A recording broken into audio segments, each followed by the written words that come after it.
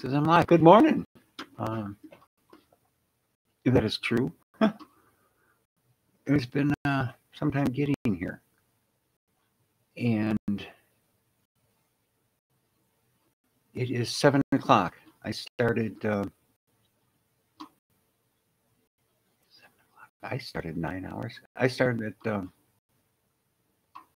late evening, and just finally now got on. So good morning. And we've got Asmat Sees It. What channel are we on? It's supposed to be the Matthew Braden channel. Anyhow, back up with the thing about Josh. I believe that's his name. Josh was on here. And I'm looking around the site here, and it's really nice. Easy. I get lost in that OBS one. Months ago, a guy came on in the middle of the night and helped me through it, and he got me going. And I did a couple live streams, and then got busy or tired or whatever it was, and just didn't do them for a while. When I came back, I could not remember. And by the time I deleted it just a couple of days ago, you wouldn't even recognize it. I'd screwed it up so much. So I was looking for a new one, and I can't remember if I saw these guys in a video, or it was a search on some search, and there's a bunch of them. They're listed number 1. Were they? Yeah. And right now I got to go free. We'll get into that when we start talking about my integrity. But I'm looking around, and also I see the thing on water spots, watermarks, and I don't know where I got this attitude from, but I don't do other people's watermarks. Bear with me. And that goes back to Filmora, the editing software. And I spent this is all new to me. I am so old school that black and white TV, is a great innovation. And I worked and got my first video done, and it was like 18 seconds. And I finally get it on YouTube, and it starts playing, and the watermark it's like a train going through the whole the little video. Totally wrecked it, and that's why I put my foot down on watermarks. I mean, it's so disappointing. So much work, and the damn watermark took over the video. It was just. It's one thing to have a little watermark and get your free advertising in, but I don't think that's the way to do it personally. I think you give somebody the free software to use, and if they become extremely good at it and popular, and they promote, they're being promoted, and they stick with you, obviously they're going to promote your website, what they're using, what's made them famous, like I'll be one day. And these whoever let them use their stuff for free gets paid back sometimes, and that brings us right into integrity. If you have integrity, you do that stuff for the people you do. So after I had my little fit, I actually told them, the help screen would come on, and I told them, like, who the hell do I think I am? I don't do help screens. I bye. Maybe when I get money, I'll see you. Just a real ass. And I'm sure he spent sleepless hours last night over it. I mean, I did.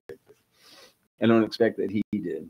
And I got an email from him. It says, "Oh well, sucks to be you." and rightfully so. Anyhow, this thing about integrity. Um, why is today's topic, and why I'm asking the value of it? If you have a value, if you know what integrity is, um, it's one of the,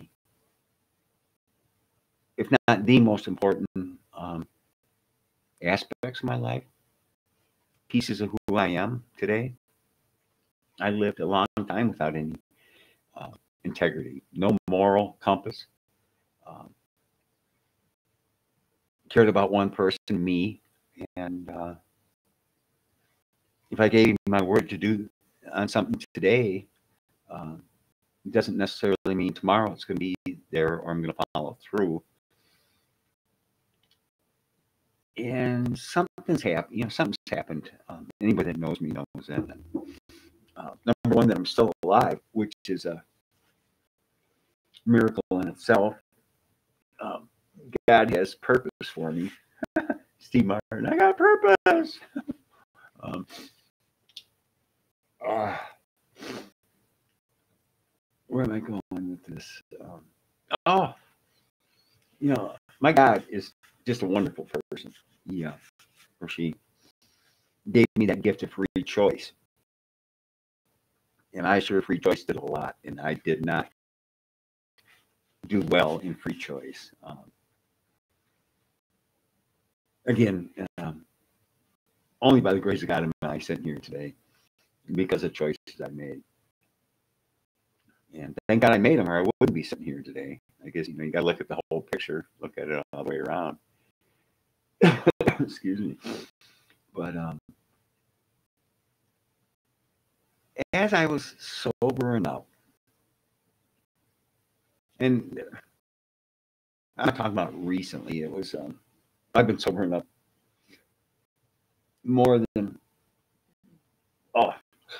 I've been sober 10 times as long as I drank, um, easily, but it wasn't all in a row. I would drink. I was a sporadic drinker. That kept me. I had a counselor tell me that kept me out of alcoholism for years. But I drank, get drunk, get in trouble, sober up. I could hit a year, 2 years. I had 5 years. I had 10 years. Um, get drunk, sober up, and do it again. Today I don't have to do that. Anyhow, where was all that going? Oh, as you continually go into these recovery programs, trying to quit, buying into all their bullshit. I'm sorry, all their crap that alcoholism is a disease. I bought into that too. I mean that's a good alcoholic's line is it's a disease. Um, and the other one is caregivers. Everybody's a caregiver to an alcoholic. If you weren't so nice, I wouldn't drink. I couldn't drink.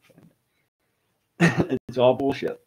It gets a lot of people through recovery, but it's a pile of crap. They tell you in recovery, willpower won't get you sober. Willpower won't keep you sober. Willpower has no place in recovery. That's the only place it has. Without willpower, you're lost. You're sunk. What's that got to do with integrity? And as I continued through these treatment programs, and these treatment programs are making a killing, a bundle off of giving you a bowl of cereal in the morning and a burger at night, and sending you to AA. And if you're unlucky, they'll have a meeting with you and try to fix you. Oh, Lord, I don't know how I ever came out of that. They're all experts. Half of them aren't drunks, aren't alcoholics. And if you haven't walked in my shoes, you haven't walked in my shoes. Don't tell me how they fit. Oh, yeah. As you continue to go on these programs, you pick up things. And over the years, honesty became part of my life. Integrity became part of my life. never did get too close to that cleanliness, but godliness got into my life. And if you're good and you allow this stuff, I mean, it actually takes control. Thank God for me. And today, integrity for me is my best attribute. If it isn't, it should be. Boy, it would kill me. It kills me if I can't live up to my word. If I make an agreement with you, and I don't carry through on it, regardless of what it does to you or how you feel about it, it just rips me apart. And that's years coming, years and years coming, and developing it and learning how to be honest, follow through. And this is all bringing us to what's going on today. Years ago, I was a steam fitter, got hurt at work. Thank God for the safety guys. And anybody that works construction hates these guys. And I did too. But he saw me bending down and walking funny, and I'd blown my back out. And he said, well, we better came up, and he actually forced me into writing an accident report. I said, oh no, this happens all the time. I'll be just fine. We're leaving early on a Friday. And that's how I hurt my back. I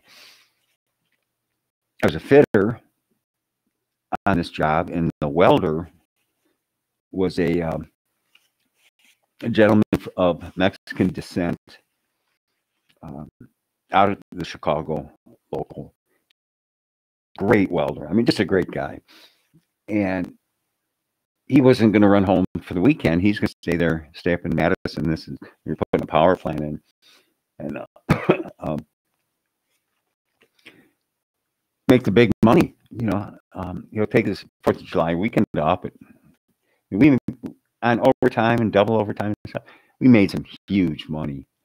At that time, fitters were paid $55 an hour, and we're talking over 10 years ago. Crazy. I've known a couple fitters that were worth that money, but 99% of them aren't. I never was. The rest of us that aren't worth that kind of money are good, solid $20 an hour guys. We can do everything the job calls for. We're not exceptional. Most of these guys have it in them to work, but they don't work. The union doesn't allow you to work. Anyhow, we'll talk about that union stuff some other day. Point is, I hurt my back.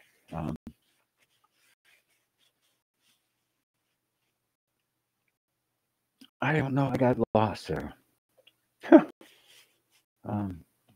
It's all got to do with integrity, and I'm trying to tie it back together. And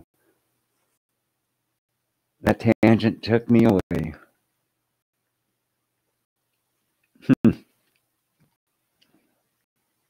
But okay.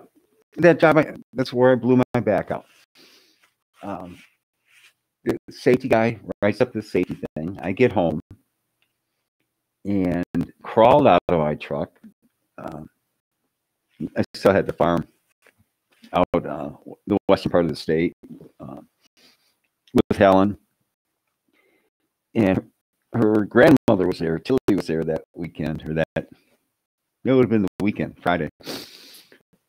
Get home and I don't know, putzed around. It took it pretty slow because the bad back and everything. And see if anybody's here. No. And woke up the next morning, and I'm always used to be an early riser. Now I just go to bed so I don't have to rise. I take like 3 steps, get out of the bedroom, and I hit the ground. My back just gave out, and I hit the ground. It buckled my knees, and the pain was severe. I pull myself over the fireplace across the living room, crawl up on there. I don't know if I mean, I'm such a coffee junkie. I don't know if I made coffee or not, but I remember sitting on the fireplace, and finally the pain was just so intense. I had to wake up Helen, and we had to get to the emergency room. And that's all she wrote. I'd never made it back to work. Called the union guy, the union rep, Fran, on that Monday. Told him what happened, and that was the last contact I had with the union, except when I called to figure out how I'm going to get my pension. And you got to work there 5 years to be vested. I'd worked there for over that. He informs me that I was 300 hours short of being fully vested, and I get nothing. So the union walked away with 5 years worth of my retirement money. And not one union person has ever contacted me, ever tried to. I've been by the union. I think back, on the early days, I was getting treated in Madison. I stopped by and saw Fran a couple times, but it was always in, it's the hurt guy. But I got full disability out of it. So anyhow, I was on workers' comp for over 3 years. They finally bailed or put an end to healing, they call it. And I got awarded a nice little sum. And it was kind of like the injury lazy assholes dream about. It was the ultimate injury, 100% disabled. So well documented that I've never was called in to test. I never had to requalify. And got a good chunk of money. I took a huge loss because I was kind of messed up in the head, and Helen left me, and I took a settlement that was intended to give to her because I was leaving. I was very suicidal in a couple attempts, and luckily I made it through there. But my money, I had a drastically reduced. But anyhow, then it was court ordered. The settlement was court ordered and put in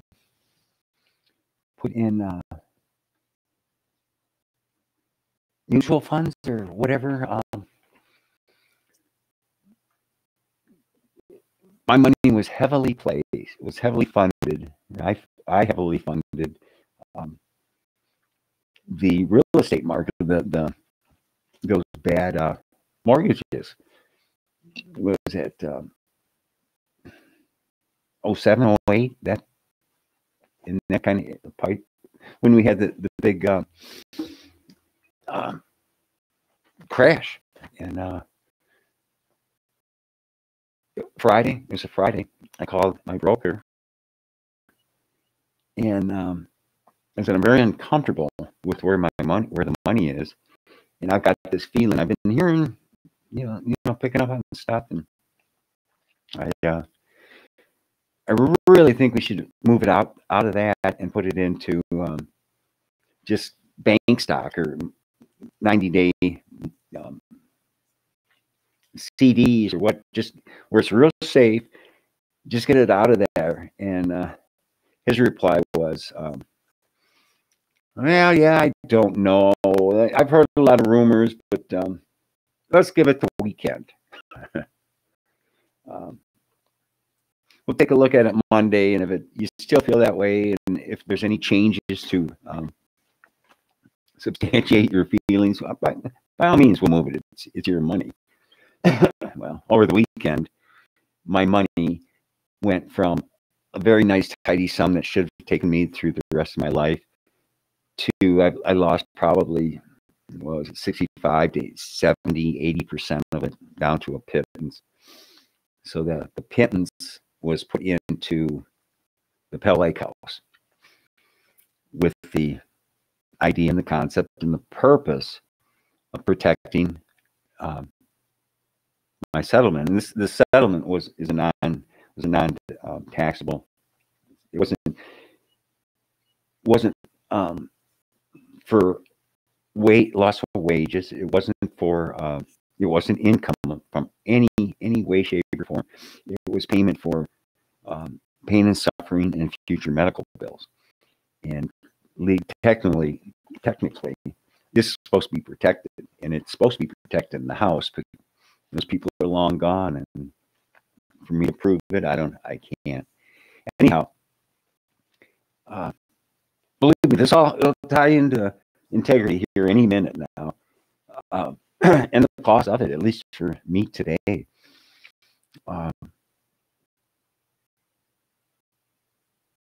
I get the Pell Lake House, and I found this place up here on the lake. I always wanted a lake house, you know.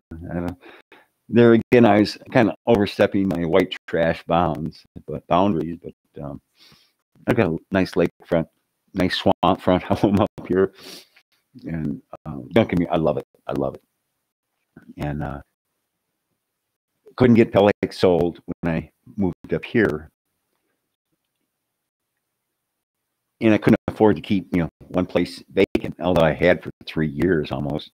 So I got it rented to a nice young couple, young 30s, 40s, the kids in high school, and they were teachers, or she was, and he was going to school there. And never even met him. Realtor found him for me, and we put him in there. And it was about a year later that I finally met him. And up until last June, I really thought God had blessed me with a tenants from heaven. Not a problem. Some issues happened in the house, and I'd go down there and fix them.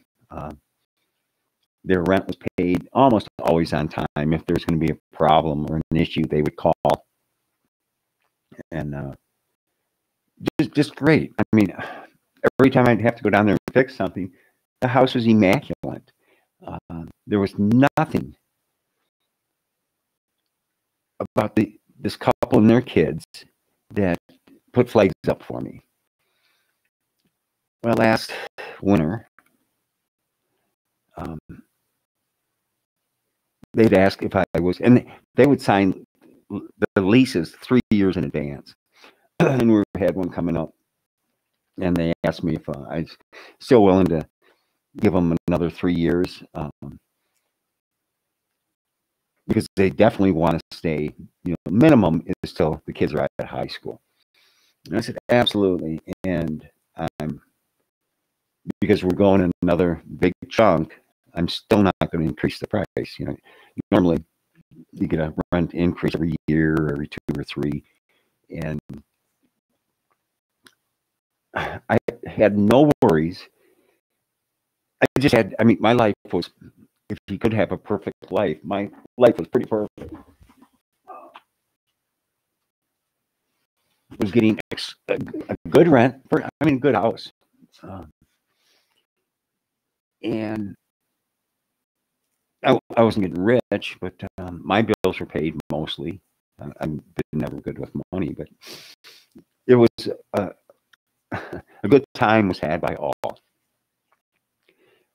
And about this time, what is this, March, probably, I had to go down there and do some, the shower was leaking in the bathtub, and we couldn't find the leak.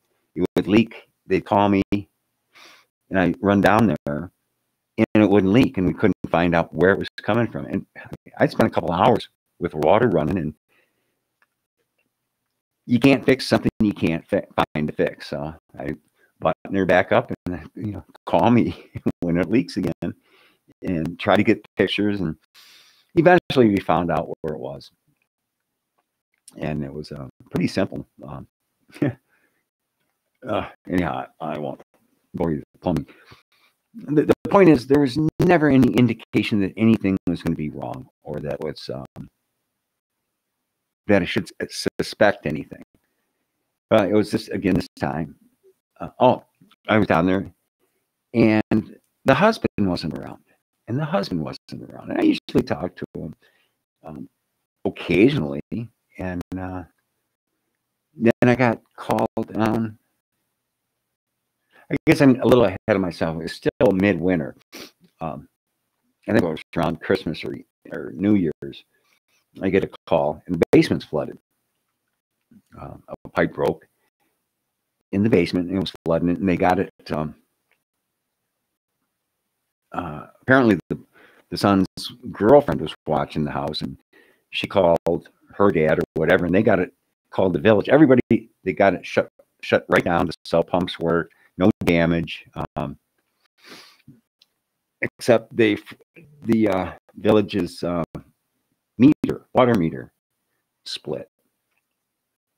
So I get down the following morning. My nephew went over and kind of oversaw all the work. I've got great nieces and nephews. When they can, they really help me out. So I get down there, and a couple $100 to replace the valve. And in the basement, I follow the heating ducts, and there's only 2 ducts in this basement. You know, the first in there, they got 2 ducts. One has tin foil over it, rubber band down, so it can't blow out. The other one actually has an inline valve on it that was shut off. There's no heat going in the basement, and somehow one of the basement windows were broke, and it was laying wide open in sub-zero weather. No wonder it broke. Apparently, what they said, the tenant said, was the furnace guy had broke the window and never fixed it. Well, I know the furnace guy. I would really be surprised if that's really what happened, because my furnace guy is excellent. But it is what it is. So I buttoned that up. I insulated up that window. Cleaned up all the water, mopped it, got it all ready for him. And what I guess what they never realized was that one was on them. I've done a lot of work. I replaced stuff, but that was total tenant neglect. I mean, you've got to, when you rent a place, you have to keep sufficient heat.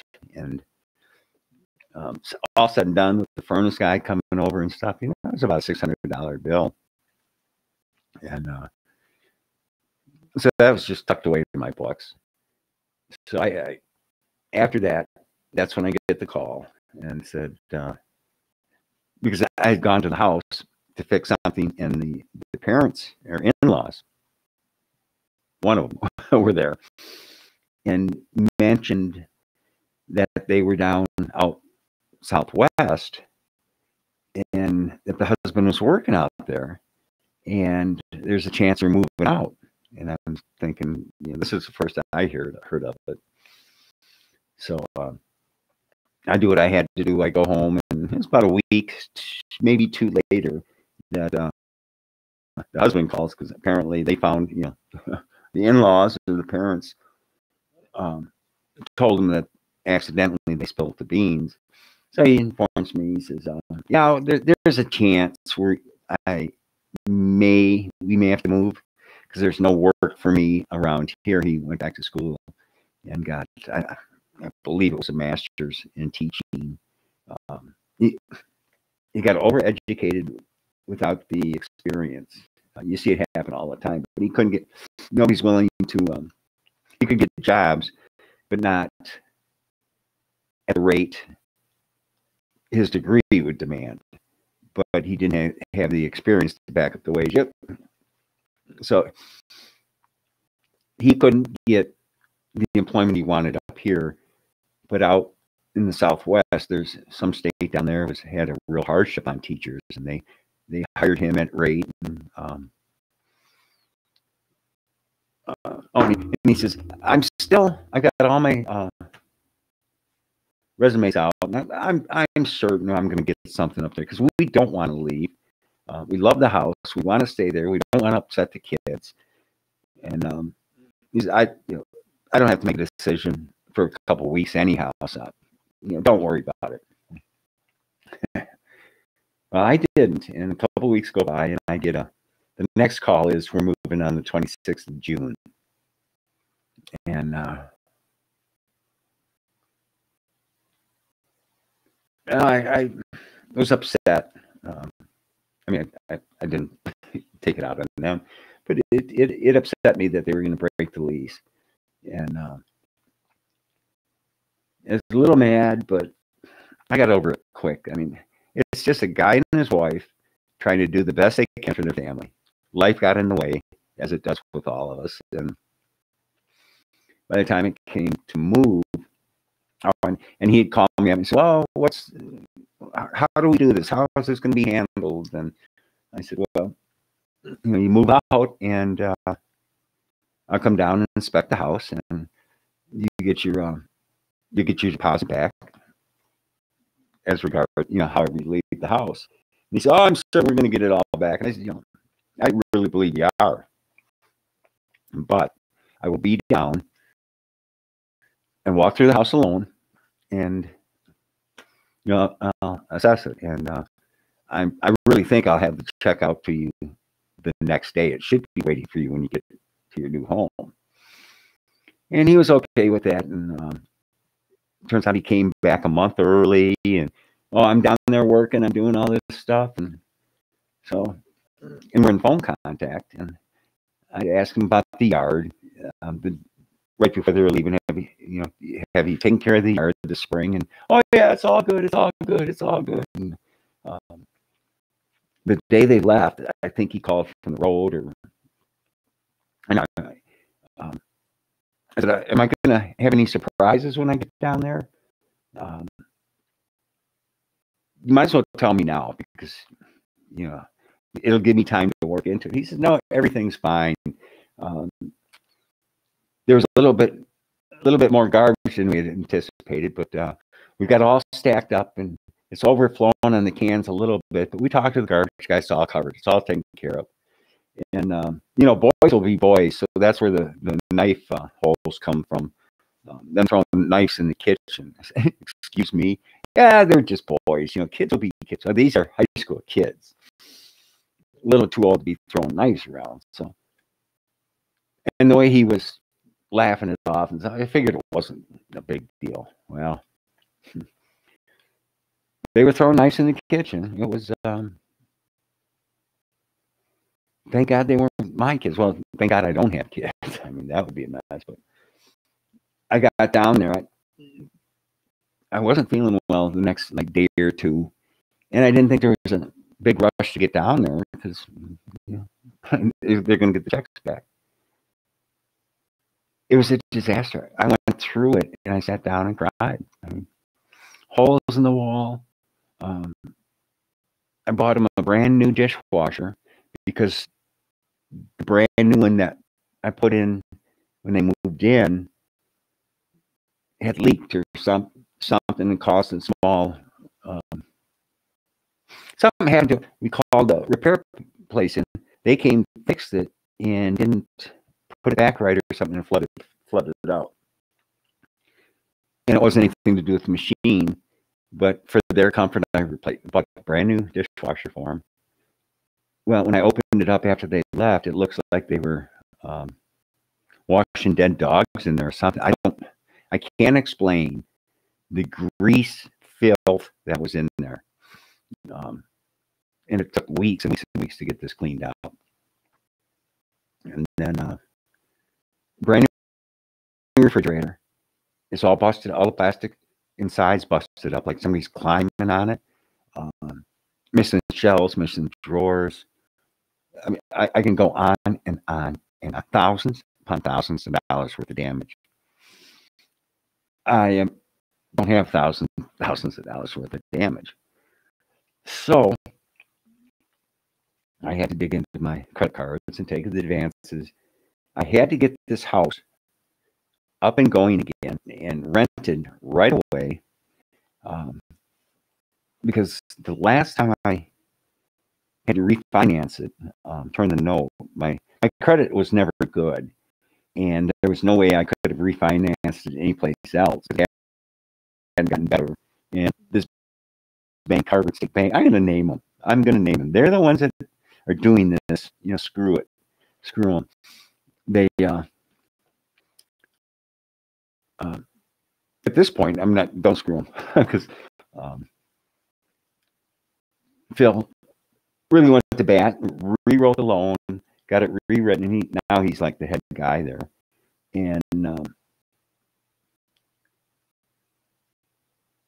maybe I've gone through it twice, but we reworked it, and the last time he said, I cannot rewrite this loan the next time. It's when you took out this home equity loan, you took it out in your residence, and now it's a business because it's a rental unit, and we're not structured.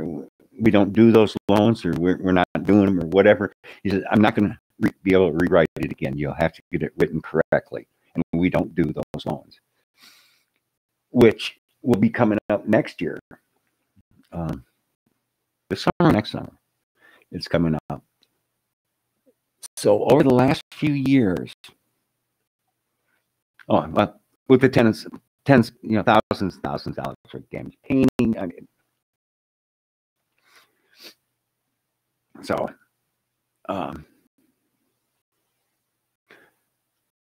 These last few years, I have been credit score conscious.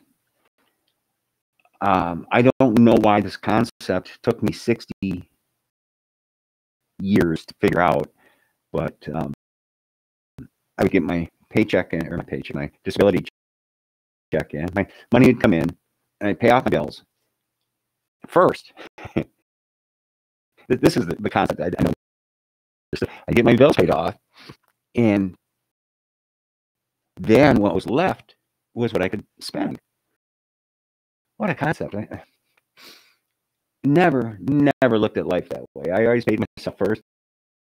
And for some reason, it was never enough after that to pay everybody off, so it was always chasing. So anyhow, I went from being able to get a loan here or there, and they were, I was in the questionable credit. We'll give you a chance, but you're going to pay the interest for that chance. So over the last couple of years, I went from 300 and 400 up to, by now I would have been in the 700s. It was that quick. Just every month, it was huge jumps, because I did get some credit cards. I've got the Bell Lake house payments, the house up here payments. Everything's on time. Everything's just like clockwork. New truck, boom, clock. I could get whatever I wanted, and I did it specifically because this guy, this banker, wasn't going to be able to rewrite the loan, and I wasn't going to make him take me again.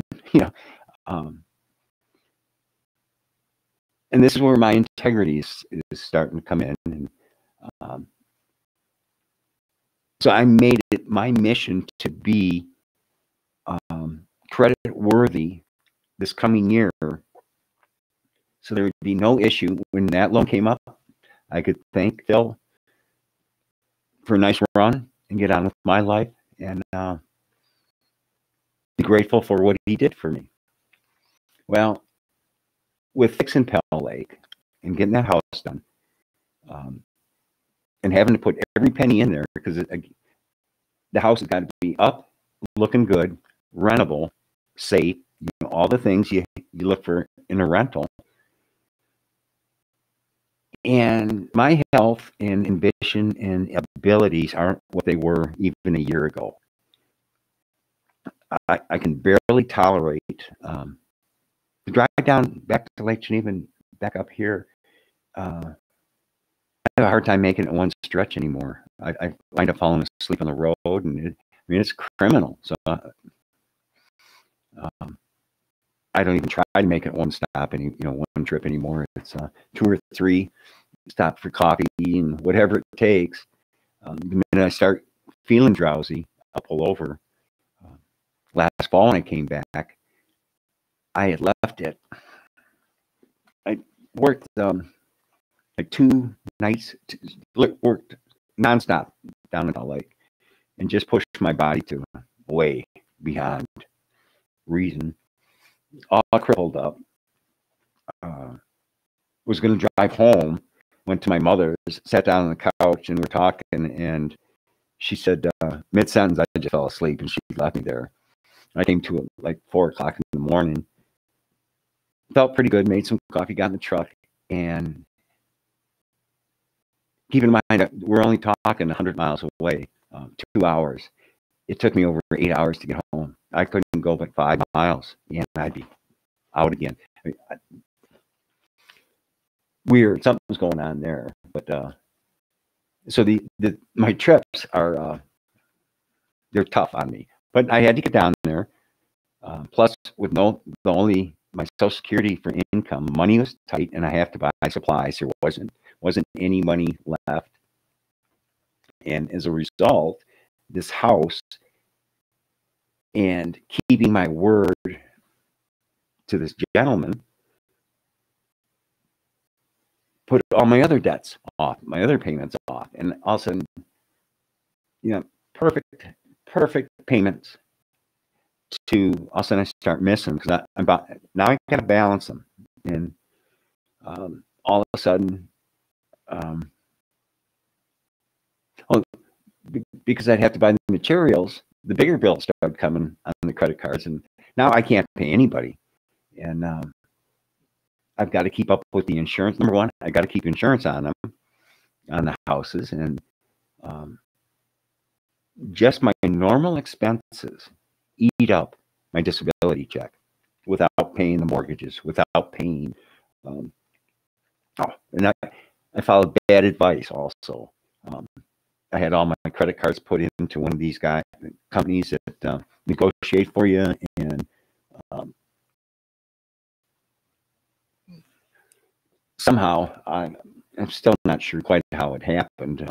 I wound up having a couple $100 every month now taken out of my checking account, which I don't have.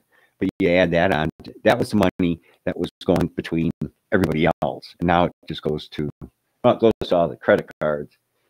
But my mortgages weren't paid, couldn't get paid. There's no money, and my truck's not getting paid, and I'm sitting here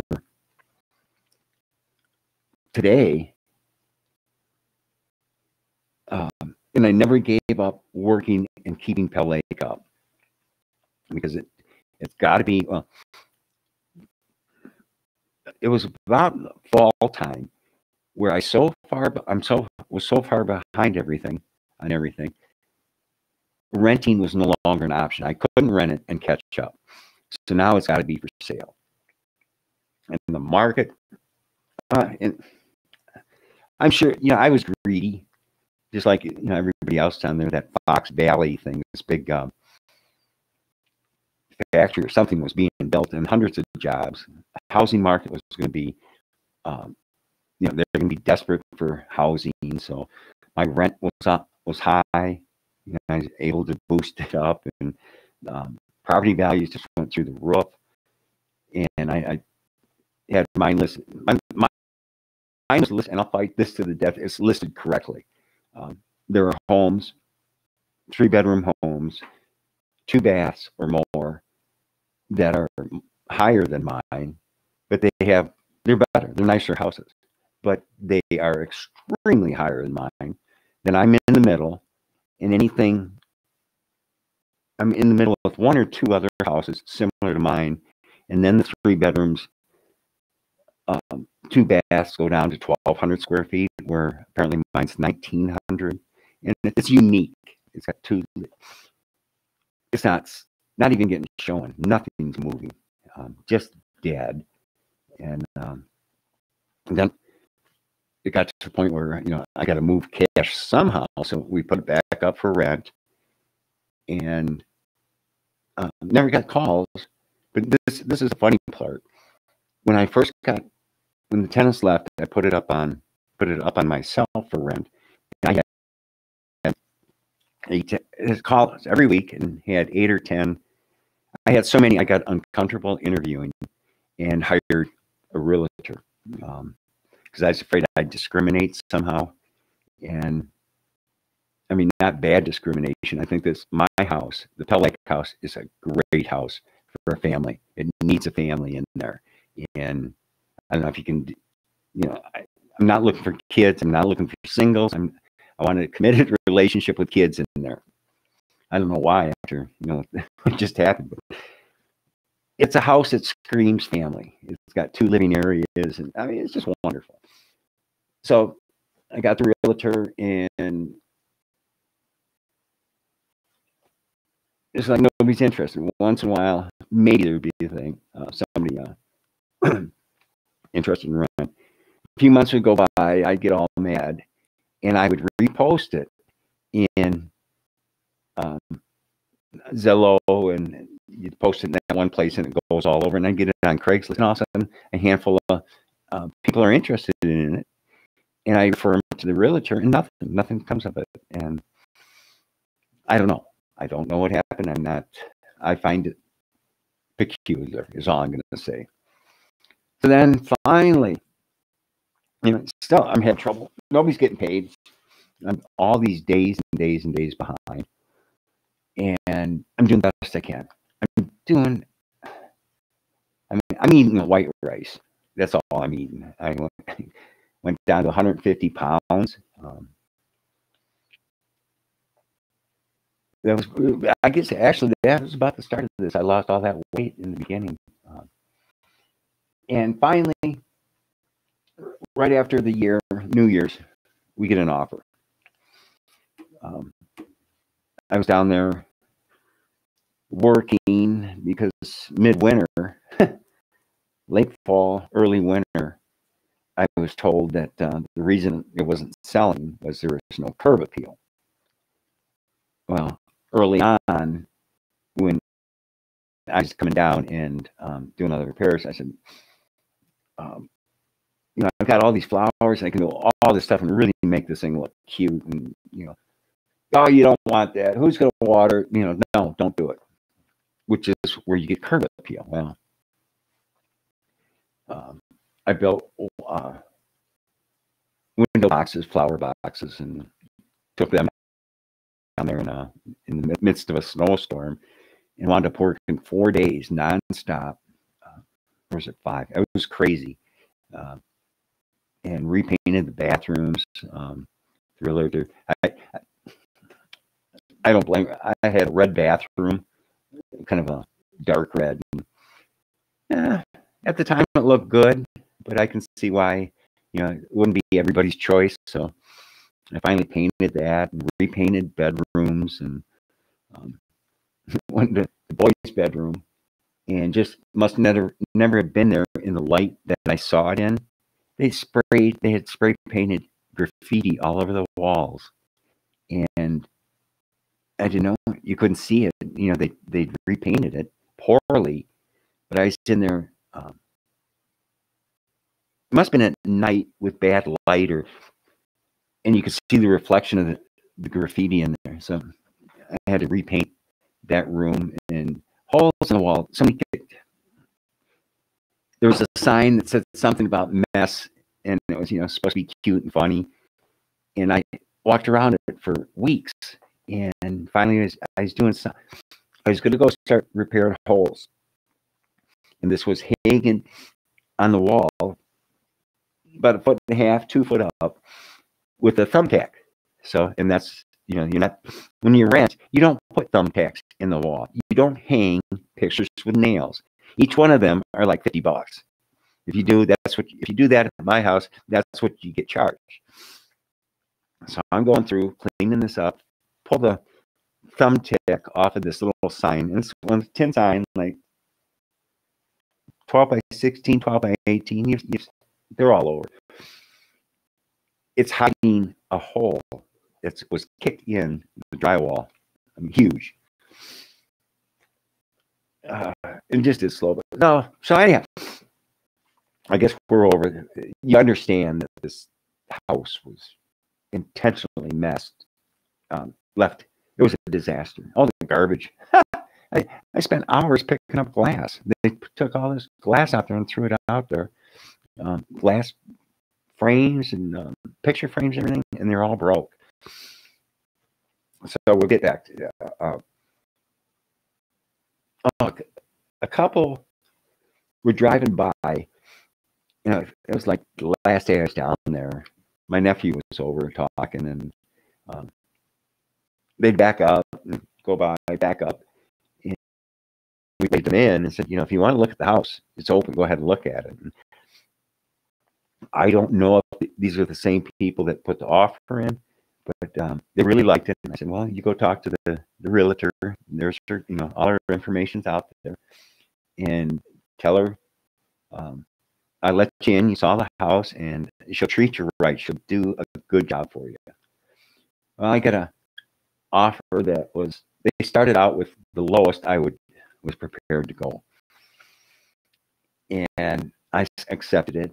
And another agent, this just burned me from the get-go.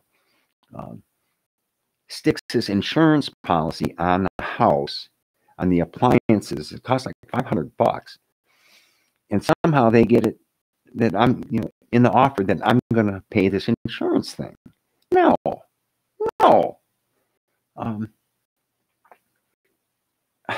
Where did this come from? Number one, because this insurance package came out back when I was a broker in Darien, and I wouldn't let it in my agency.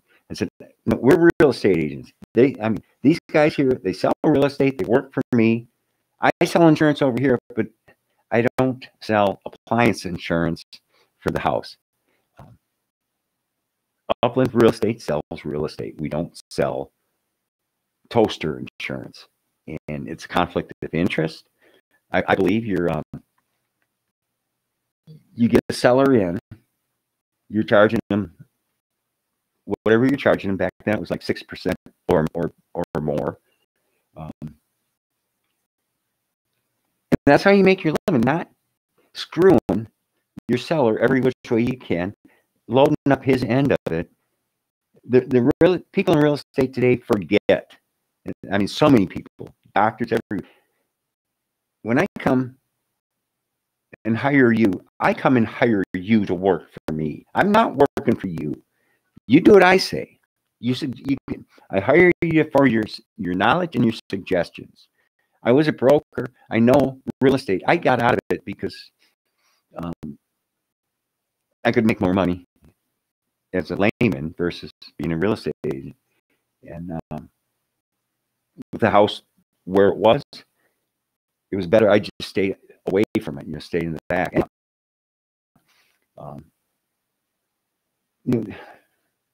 I wind up.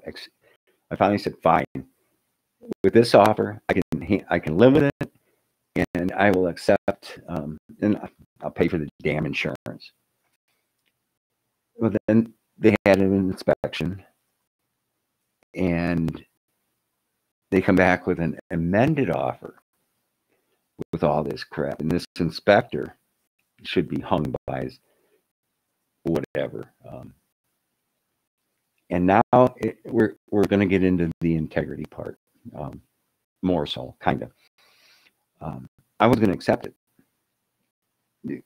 We're a big chunk off the listed price now, a big chunk away for nonsense, and you know, they wanted me to, I can't remember, it was $10,000 or $15,000 off for a handful of thousand, maybe, of work. Not even that. I could have went out and got 90% of it done in a weekend. But I'm pressured into it because if I don't sign and the bank doesn't get money, they're going to foreclose. I have no money. I need to get the bank covered. I need to get my other bills covered. but still, I wasn't going to sign it. We're either going to negotiate or there will be another buyer coming through. I had done a lot of work with the window boxes. It took it was a plain looking house. Now it's got a little cutesy to it. Another couple weeks, we'll see what happens today. But I got flowers planted in the greenhouse, and I love doing landscaping. So if I still own it in a month, it's going to be cute. It's going to look nice. It's going to be ready. We're going to get back. I get the market value. That's all I want. I get close to market value. But it sounds funny because the banker, with the threats of you not signing it, we're going to foreclose. I was bullied into signing it. I signed it. I got over it. I was still okay. I just didn't have the money I will need to stay here long term. And then, was there 2 reductions? It came close to the second time. I absolutely wasn't going to sign it. But again, I was starting with foreclosure. And once they start, it's going to be dominoes. My other people have been so kind and so considerate. They understand. It sounds crazy, but I'm the victim here. I had to go out. I guess I didn't have to. I could have left it at a dump and given it away, but I had to repair it. I wasn't responsible for the damage, but I was responsible for correcting it. And everybody seems to understand that, except the Harvard State Bank.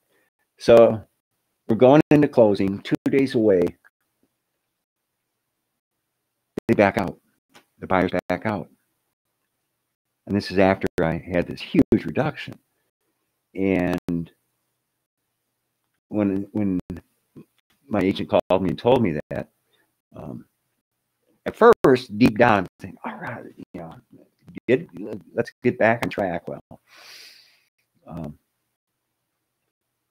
I kind of asked her about it, how it went down, and apparently they can't. Their story is they can't sell their mobile home trailer park thing, because there's a mix-up on something with the title, and it'll take up to 10 weeks to close before they can get back to closing. And so they're done. They're out. And I told them I offered I'd take a second for the price of the trailer. The price would go back up a little bit, but I would cover them. They can still get the house. They can still move in. When you sell the trailer, you pay me. Anything left over at a reasonable interest rate, I'll finance it for the next year or 2. You still get your house. Nope, not interested. They didn't want an extension. They didn't want the house. But they were willing to split the earnest money with me. I said, oh, yeah, the earnest money.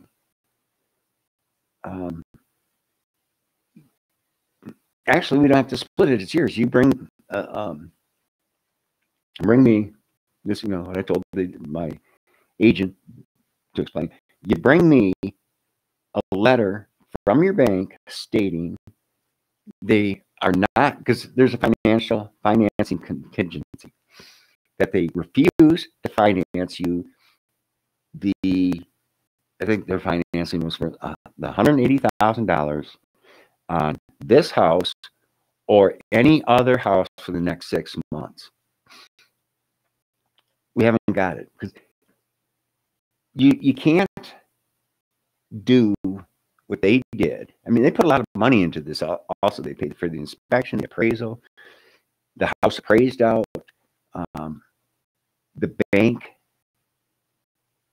Oh, that's right. They postponed it for a week or two. They were supposed to close, and I gave them the reduced rate because they had to close by the 1st, so I didn't get hit for a whole nother stock of bills. La da da da da. Well, they didn't, and never closing. So, long story short, they're gone, but the earnest money is still here, and they broke the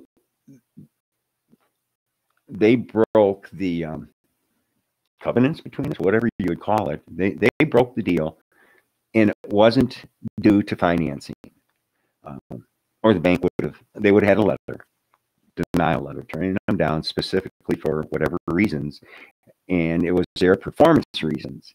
It wasn't.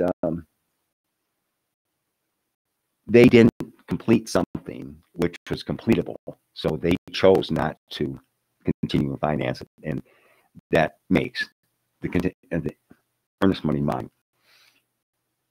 No, it doesn't, because if I didn't give it to the bank, they're going to start foreclosure. Okay, well, it hasn't come yet. I said, okay, fine. When it comes, it's yours. I really don't have a problem with it. When it comes, it's yours. As long as you're going to stop foreclosure. Yeah, we won't foreclose on you. Well, then, mysteriously, an offer comes within 2 days. It's $50,000 less than my original listed price. $50,000 less, and a huge amount less than the least I'd ever take. And it's a take it or leave it, financial contingency only. Boom. No, I didn't even respond to it. After it had expired, my agent asked me, what you gonna do? I said, I'm more than happy to look over a reasonable offer, but don't insult me ever again like that. Well, mysteriously, the banker calls, and I've already questioned these two on my confidentiality. The banker knows too much about the business going on, and my agent, my banker, talking more than I'm talking to either one of them. This offer comes, and if I don't accept this lowball offer, which puts me in, I can get most of my bills paid, but I can not recover, and I've got to move out of here.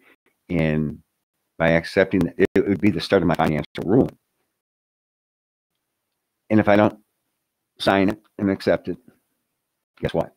You're going to foreclose. So I chewed on that. I don't have the money, cash. It's not there. Called my broker, or agent, and accepted that offer, and told her to get, if there's still interest, I will take that offer. And when we get the earnest money, it goes to the bank. So I called the bank and told them I accepted the offer, and if they're still interested, that's where we're at. And she said, how did I put it? That the bank would be very appreciative because of this.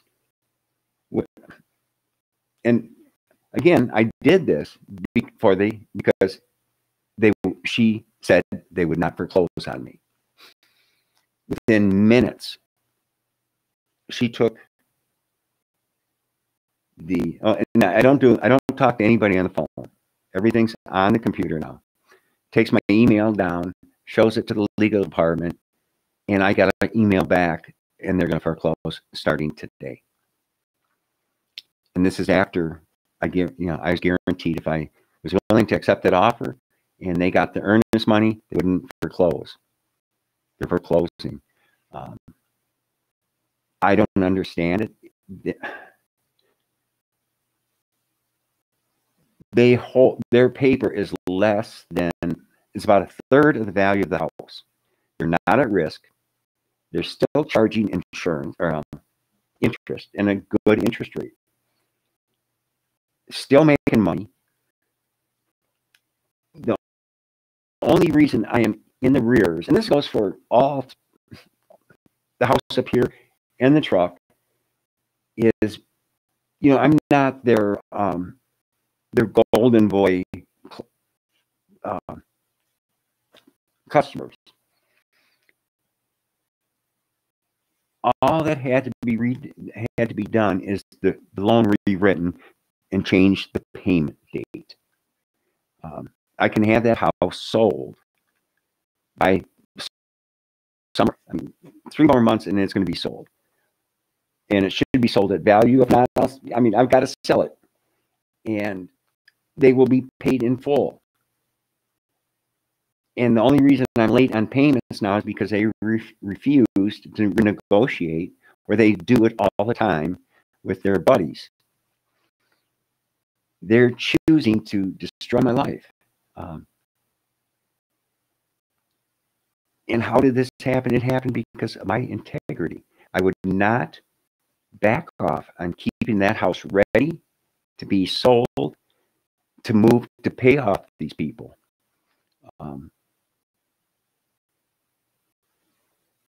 It's the most important thing, besides my family, my kids, my critters, is living up to my word and fulfilling these contracts, these loans I have, and the money's there. If I sold everything now and got market value or close to it, I would have, after everything's paid off, a couple $100,000 left. It's not rich. It's all type of, it's in real estate, in stuff, but it's there, and it's backing up these loans that they gave me all the stuff on.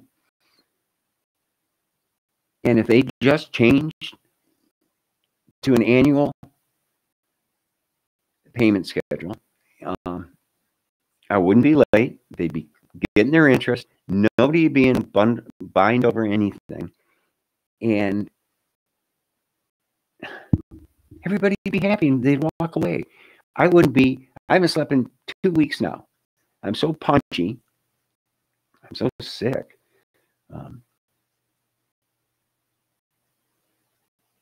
And stressed out. I can't live over this threat of foreclosure.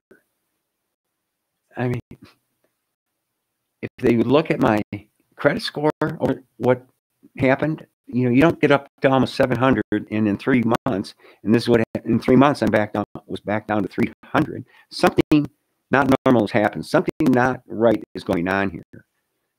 And they have told me, they absolutely, without a doubt, no, this is not my fault. That there wasn't anything I could have done to prevent it. It was poor planning on my part.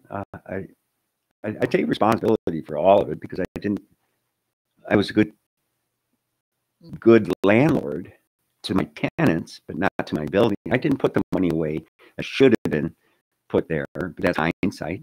This is my first rental unit in 50 years. I'll take. If you want to blame me, that's fine. Why do you have to crucify? Why do you have to start the end of my life? They're not foreclosing. It's a sentence, because I'm 66. I'll be turning 66 years old, disabled, living on a little bit of nothing. I don't have a comeback after this. Whatever it's going to be, however it plays out, there's not a comeback. I don't recover. I don't have the money. I don't have the ability. I don't have the mental stamina to go through a recovery. And they're doing this because they can. It's not because they need to or have to. They're doing it because they want to and they can. It's I believe it's unforgivable. It's not like I'm a flight risk. It's not like I'm stashing money, hiding money from them, not paying them because screw them type thing. They get every cent extra that I have, and I don't have it extra. My dogs, my animals all eat. They all got food. The telephone I've kept on. The insurances are paid, and those credit card things are paid, and there's nothing left. There's nothing left for me to go grocery shopping. I mean, I did. The way that everything kind of fell this month, I was able to actually went and got groceries. I was able to buy another big 10, 12 big bag of rice. Thank God for rice, or I'd be starved. It's not quite that bad. Sorry, I can't let me know what you'd like to play. And there's no reason for it. There is no reason for it. And all they have to do is nothing. And they get their money. They're not at risk. I'm going to I'll wind up dying from beating my head against the wall because these people are so thick. And it's not that they're thick. They get it. They know. But they're bullies. They're bullies. They've been bullies all their life. And here's a guy that's down, that shouldn't be down, and they can't resist kicking me.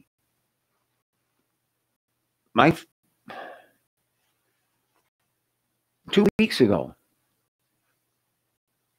I praised this bank because, in all these banks, because they were showing the compassion to work with me. And I believe that they know, they were smart enough to know that there's money's not at risk. It's late. It's not a risk. The bank here in town has jacked up the insurance or the interest rates I don't know how many times. And the bottom line is, if they file, and I told them this, and I told them this. If they bring in the attorneys, bring other fees involved in this, you leave me with no choice, and they will leave me with no choice but to file bankruptcy, the Chapter 13 reorganization. Harvard State Bank wants that loan out. Well, bless your heart, because you'll get me for the next 5 years, and you won't have a goddamn thing to say about it. You have nothing to say about it. The bank and that little clerk guy, whoever handles those pay, they're in charge. They tell you what to charge. I will be paying you less interest. I'll be paying you less a month. You don't win in this situation. Chapter 13 will bring me out the other end, still owning the rental. I'll be as good, if not better, financial position than I ever have been. And everybody's paid off. Who doesn't get paid off in the 5 years? Because it's going to be 5 years. It can't happen in 3. The debts are washed off. I want to see the debts paid, personally. I borrowed the money. I'm not blaming anybody for those debts. But yeah, you don't have to. Everybody kicks you when you're down. Double and triple and quadruple your interest rates, and you just screw them. Well, that firm that's doing my thing, I'm 40. They just settled one for 40%. If they hadn't been dicks, I would have had it settled, or I would have been working for them. But I haven't had the ringers on my phone since before December, back in November, maybe even October. I was getting 40 to 50, 30 calls a day, starting at 8 a.m. and going till 9, 10, 7 days a week. Didn't even give me my holy day. And I finally couldn't take it. I couldn't take it, and I turned off the ringers. I gave them all the same message. They knew exactly what was happening.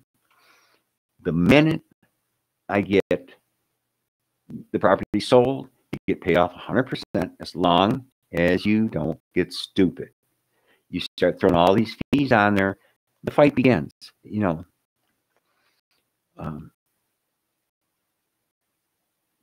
I don't need to support a goddamn lawyer. A lawyer does not need to be brought in here.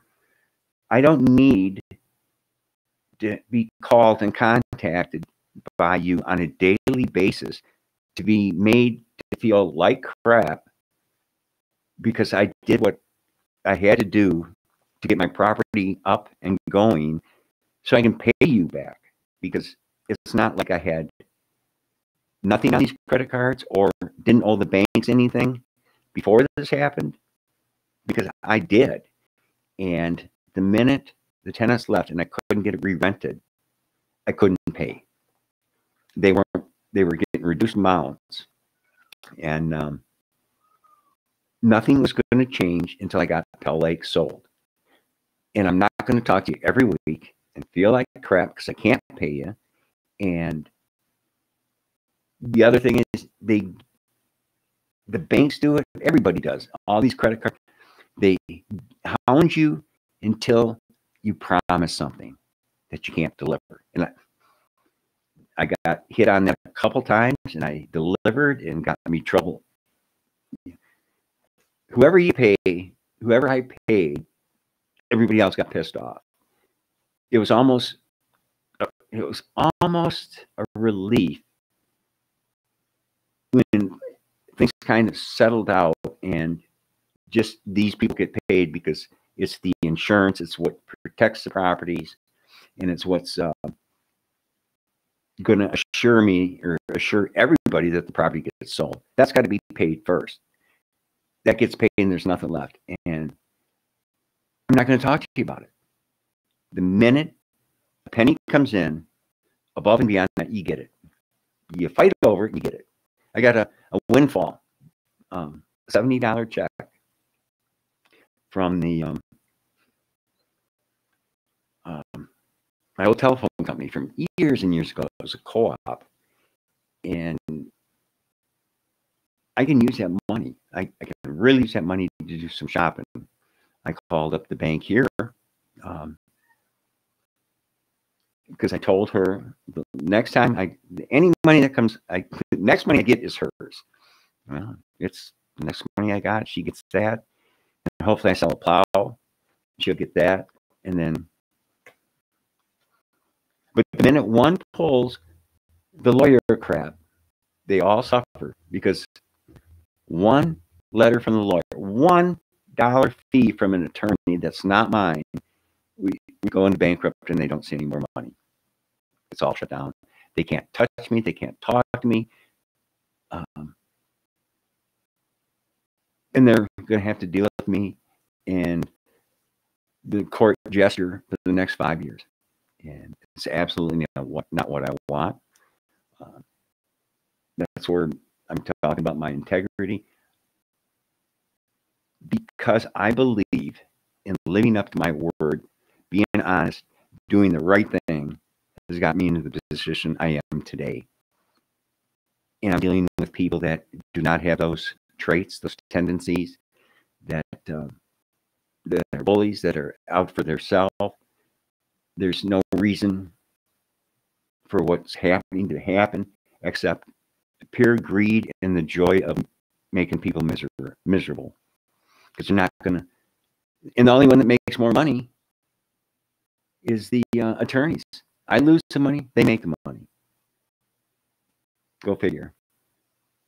Well, I'm about had it. Well, it looks funny. I look like the Hunchback of Notre Dame. Where's that shadow coming from? Anyhow, that is the integrity, my integrity. That's what I stand behind with all my heart, my soul, and I back it by my life. And it's costing me a lot of health issues right now. And if they force me into any more stress and into this the bankruptcy and what I'll have to deal with the courts there, which is going to be a tough time because me and authority, that's scary. I won't.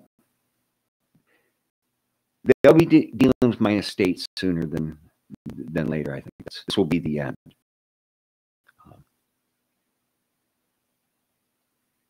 I'm not even going to say that. I'm not going to bet against God because if you didn't know it, guys, God's a woman. My God's a woman. She, I've tried suicide off and on all my life, and she just wouldn't let me do it. And as I became an adult and tried suicide, attempted suicide, she absolutely would not let me do it because she wasn't done screwing with me. She's still toiling with me and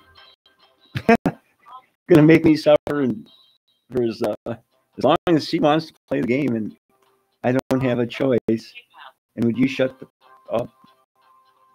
I'm tired of phones, I'll tell you. Okay, so that's you guys have a great day. Today's either the start or the end of mine. It's all up to a bank that is going to definitely decide my future. And I wrote a letter to the banker this morning, and it kind of ended on, regardless of what happens, what I have done is what a man, an honest man with integrity does. And I was clever on that. I'll have T-shirts made out of it.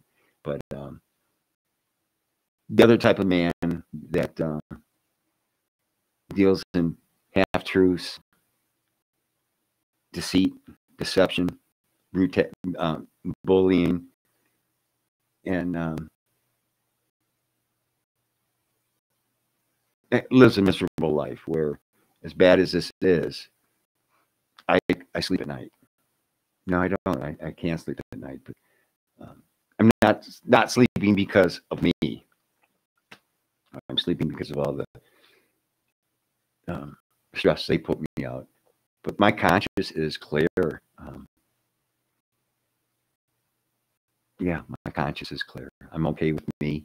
I accept that this all has happened, and I have to take the responsibility for it because it's happened due to choices I've made. The choice I made to borrow money from them, choices I made to move up here. It's all stems from my choices. But bad choices shouldn't. Me making bad choice should not give them license to condemn me and sentence me, and that's what they're doing. So, Harvard State Bank has my life in their hands now, and I'll let you know. I'll let you know what they do. Are they going to be human? Are they going to do the right thing? Or are they going to be money-grubbing launderers and rake me over the coals for no reason? Yeah, we'll see. Thank you for stopping by, and I promise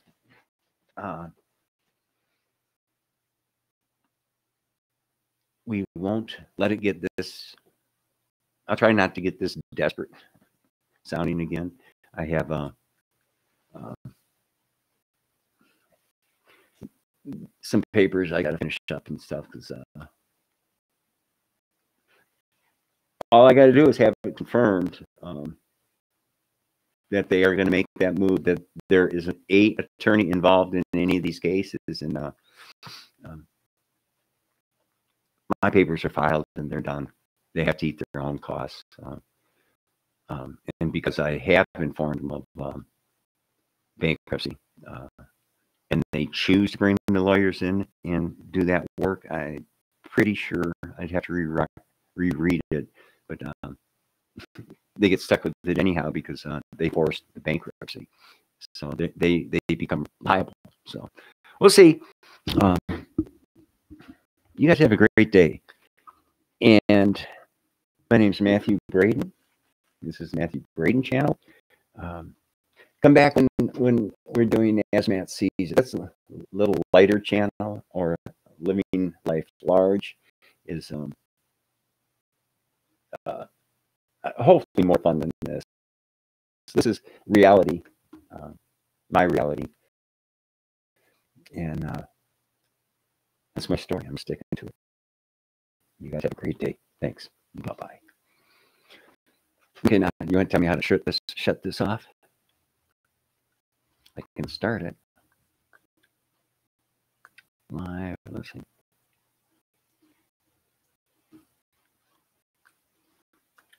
Oh no! You're stuck with me.